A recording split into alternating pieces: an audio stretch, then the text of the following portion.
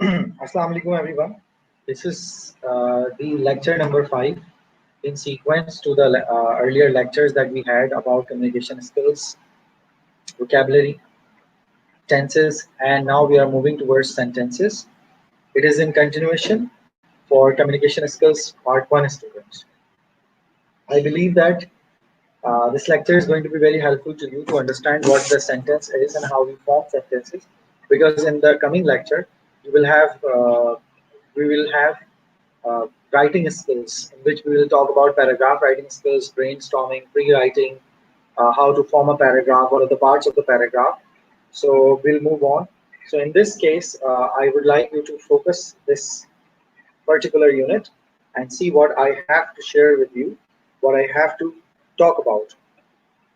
So what happens that in communication skills, we need to understand that how a sentence is formed, whether it's the oral,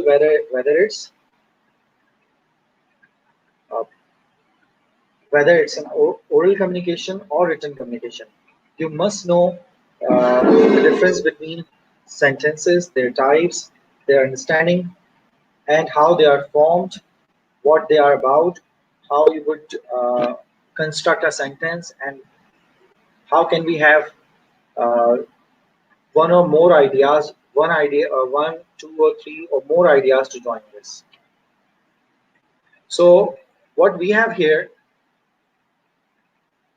in the earlier structures, we talked about modal verbs. We talked about, I know that one lesson of the modal verb is left, which was supposed to be done yesterday. So it will be done tonight, inshallah. Uh, Late at night, I will ask you to join so that we'll also have this particular lecture done.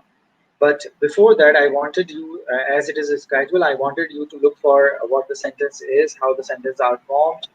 Obviously, you should know that how the sentences are connected. The most important thing in English, it could be any sentences. So I would welcome your comments if they come on. Now let's have a look at what the sentence are here.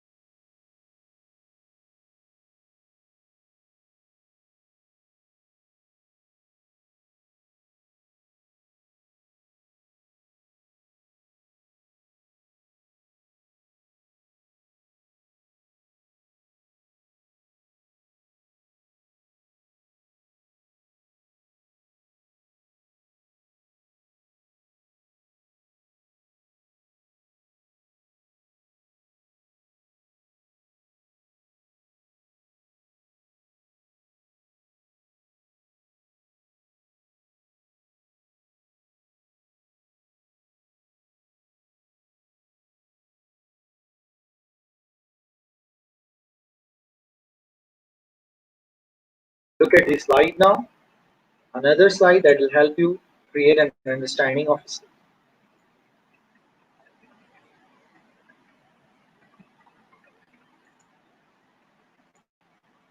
Identifying independent clause.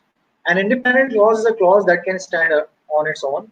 It does not need to be joined by any other clauses because it contains all the information necessary to be complete a sentence. Independent clauses have three components. They have a subject. They tell the reader what the sentence is about. They have an action or predicate, subject and predicate. Predicate contains verb, object, complement. They tell the reader what the subject is doing. They express a complete thought. Something happened or something was said. For example, independent clause can be as simple as a subject and a verb. Javed reads, I study, we teach, we log on every day. Javed is a subject and verb. It's The verb is read. So you can find out that Javed reads a book or Javed read a book. He really enjoyed that book. Javed read a book and he enjoyed it. Okay, so they are called independent clause. Independent. Now, when we have the independent clause, obviously we'll have the dependent clauses. Dependent clauses are not only the sentences, they are basically joined by certain conjunctions or subordinating conjunctions, particularly the conjunctions that need another sentence to complete it. For example, after I left the job, the sentence is not complete. After I left, this is the dependent clause. After I left the job, I started my studies again. I went back to university. Since the weather was nice, we left out. When you come back home, give me a call.